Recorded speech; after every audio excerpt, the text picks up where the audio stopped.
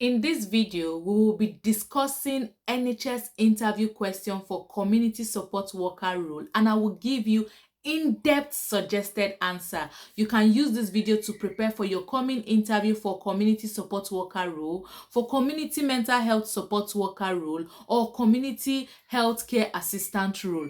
So the number one question on the list today is, tell me about your experience relating to this role and how do you qualify for the role. Now, the first thing is to understand the rationale behind this question. The interviewer wants to assess your experience, your skills, and qualification matching the job description and person specification of the role. If you have transferable experience and skill, or direct experience and skill that is going to be beneficial for the job, how well are you even able to communicate this?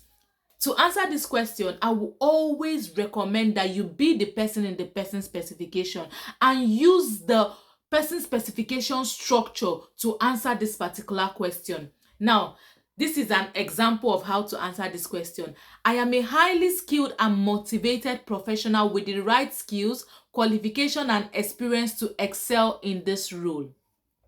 For my qualification, I take my professional development seriously. Therefore, I have completed my NVQ diploma in health and social care, and this has given me knowledge of relevant legislation in the healthcare sector, such as Mental Health Act, Mental Capacity Act, Care Act, Equality Act.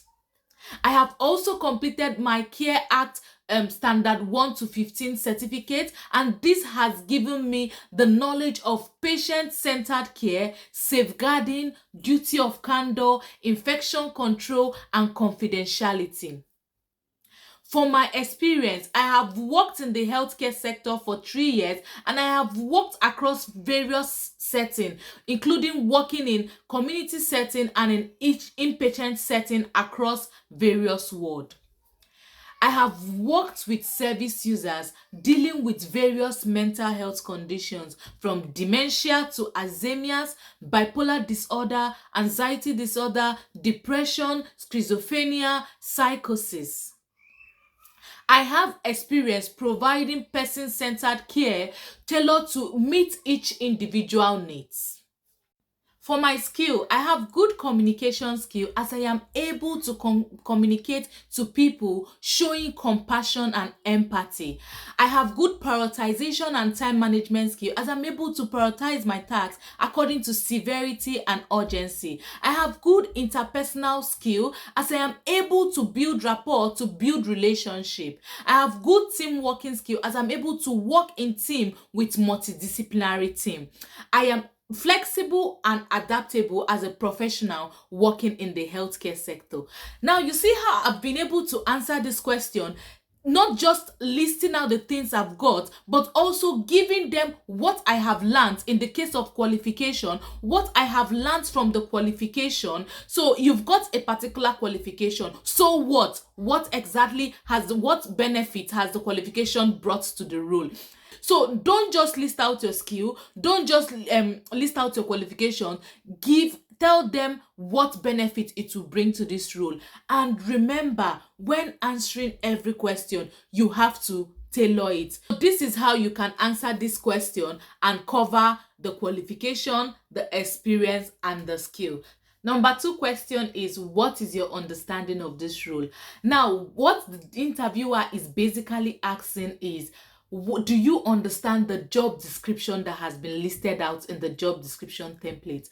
Do you understand your responsibilities, what you will actually be doing in this role? So to answer this question, I recommend that you tell them what you have read from the job description document. So if you're going to be carrying out any clinical tasks, like taking of observations, like blood pressure, taking of blood glucose measurement, taking of oxygen or pulse rate, you list this out for them. If you're also going to be providing person-centered care, you mention this. Basically, you need to look at the job description for you to be able to answer this question accurately. The number 3 question is, Tell me a time you worked in partnership. Now, remember the Coach Juliet Eluwa strategy. When you are asked this kind of question, you have to answer using the Coach Juliet Eluwa strategy of listing the keywords first before going ahead to give you example using the STAR method. So for a time you have worked in partnership,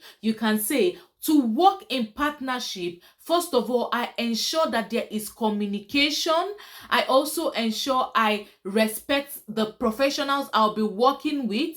I also ensure that I am listening and valuing the opinions of the professionals I'm going to be working with. I also ensure that I build relationship with these professionals for me to be able to work in collaboration with them. I seek feedback from them. I also give feedback, and also I try my possible best to be supportive to these professionals I'll be working in partnership with. I also try to seek their support.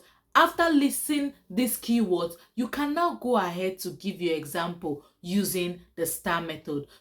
Now, here is an example using the STAR method, which stands for situation, task, action, and result. The situation: while working as a senior support worker in a supported living home, I noticed that one of the service users, who was usually alert and chatty, appeared unusually drowsy, confused, and wasn't engaging as normal during morning routine. My role was to ensure the safety and well-being of the service user. My actions include, I first observed her more closely, noting that she was slow to respond, she looked pale, and struggled to stay awake. I gently asked her how she was feeling, but her responses were limited. I documented all my observations and communicated with my team members to monitor her closely. I escalated it to the GP and asked if we could get a urine sample for further investigation. The GP gave their approval, and we reviewed her care plan, checking her food and fluid intake and also her bowel movements for the past couple of days. I delegated the care staff to collect a urine sample and also send to the GP. I recorded all the interactions with the GP and also recorded any vital changes in her care, noting time and her presentation and the action I was taking at that particular time. The GP identified that she had urine infection and antibiotics was prescribed to commence immediately.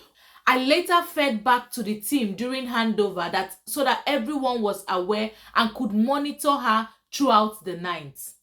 I informed the family and also reassured them that proper steps were taken.